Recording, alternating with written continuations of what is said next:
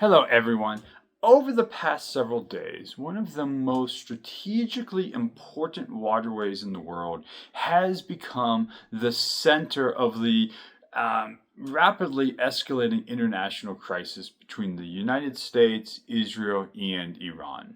Iran has declared that the Strait of Hormuz is closed and has warned that it will attack any ship attempting to pass through the strait. For a region already experiencing pretty intense military confrontation, this represents a pretty dramatic escalation, one that carries global economic consequences that will be felt around the world, including within the United States. So, to understand why this matters, we need to begin with geography. The Strait of Hormuz is a narrow maritime coordinator connecting the Persian Gulf to the Gulf of Oman and the Arabian Sea. At its narrowest point, it is only 21 miles wide.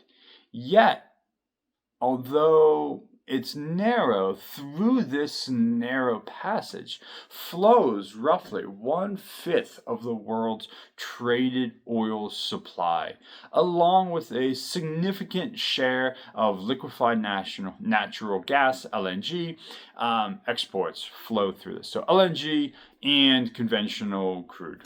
So tankers leaving Saudi Arabia, the United Arab Emirates, Kuwait, Iraq, and Qatar must transit through this small maritime waterway to reach global markets.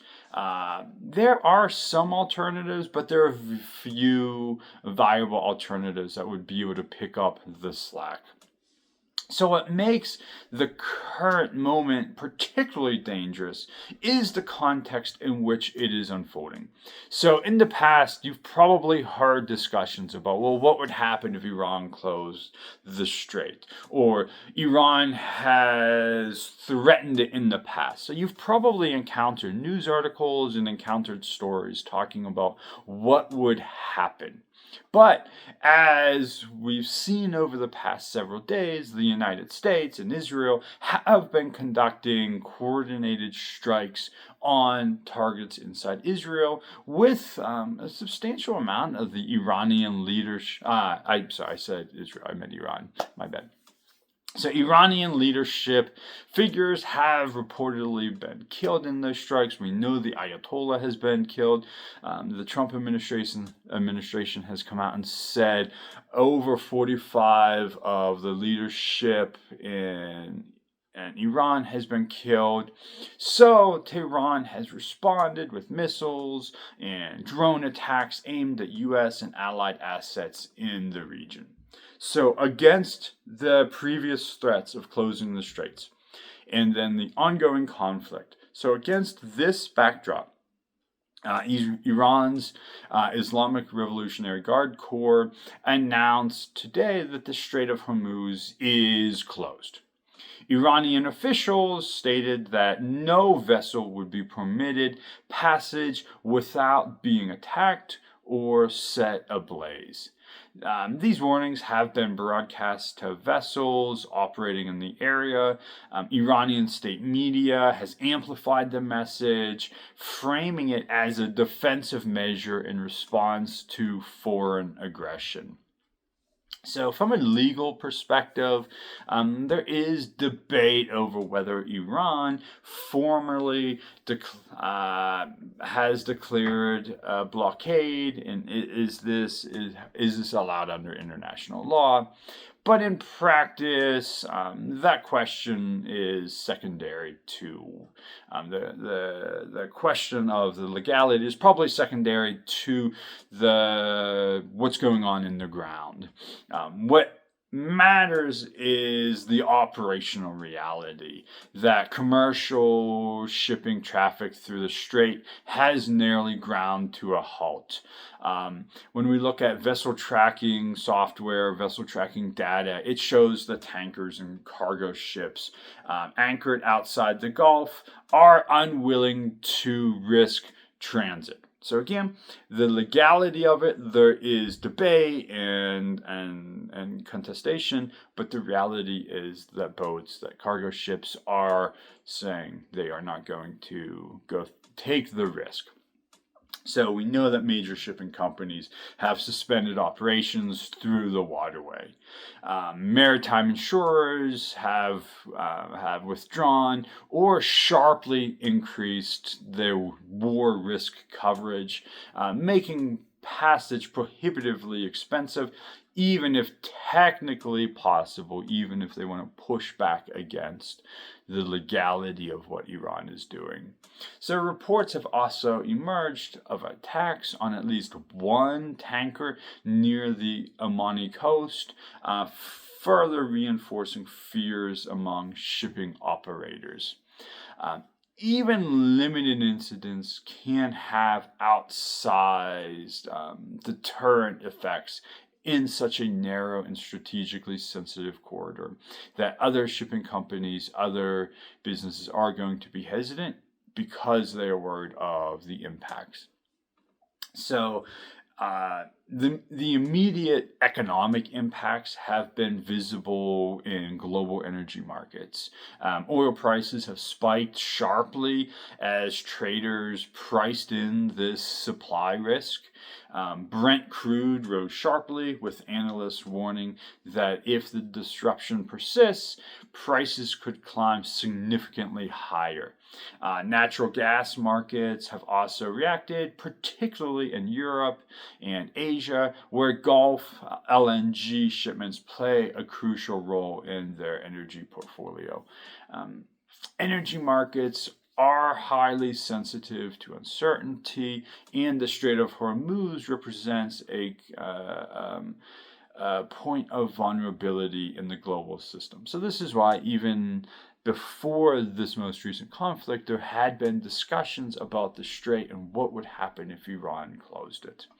So it is relevant and important to understand that alternative export routes do exist, but they are limited. Saudi Arabia and the UAE have pipelines that can bypass the strait to some degree. However, those pipelines do not have the capacity to replace the full volume of seaborne exports that normally transit the straits. So a prolonged closure would therefore constrain global supply in pretty meaningful ways. So financial markets have reflected this uncertainty.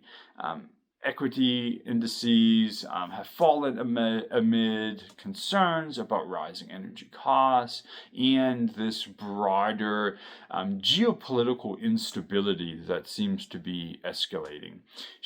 We know that shipping rates are climbing, insurance premiums are surging, even industries not directly tied to oil production may feel secondary effects through higher transportation and import costs.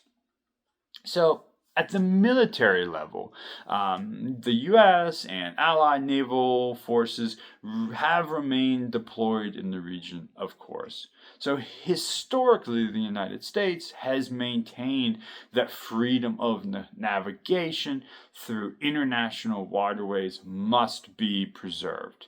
Yet direct military confrontation in such a confined space does carry risks of miscalculation, further escalation, and loss of life. The presence of naval vessels, commercial tankers, drones, and missiles in close proximity creates a pretty volatile environment in the Straits. So, for Iran, the decision to close, or at least to attempt to close, the Strait of Hormuz is kind of a mix of strategy and symbolism.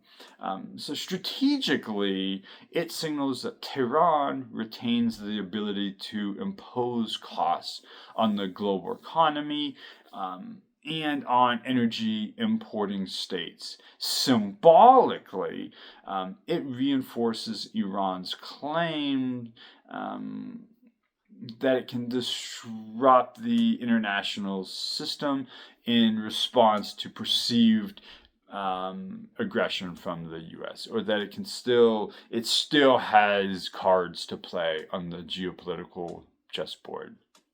So this is really a classic example of leveraging geography as geopolitical power. So from a political science perspective, this moment really illustrates the importance of choke points in international relations. Certain geographic locations confer outsized leverage on the global stage. Control or even the credible threat of disruption can reshape bargaining dynamics. The Strait of Hormuz has long been understood as one of these strategic choke points. What we are witnessing today, what we are witnessing now, is that theoretical concept becoming the reality for global markets, the reality for geopolitics today. The longer that this disruption continues, the greater the potential economic damage. Energy markets may adapt in the short term, but sustained interruption would strain global supply chains. So governments depend on Gulf energy exports quite a bit around the world, understandably. This includes major Asian economies who are all watching this quite closely. We know that diplomatic channels are likely active behind the scenes as states try to de-escalate and get the energy flowing again through this waterway. So while that's going on, at the same time, escalation risk does remain high. If commercial vessels attempt passage under maybe naval escort, this situation could intensify. If additional ships are attacked, market reactions could become even more severe.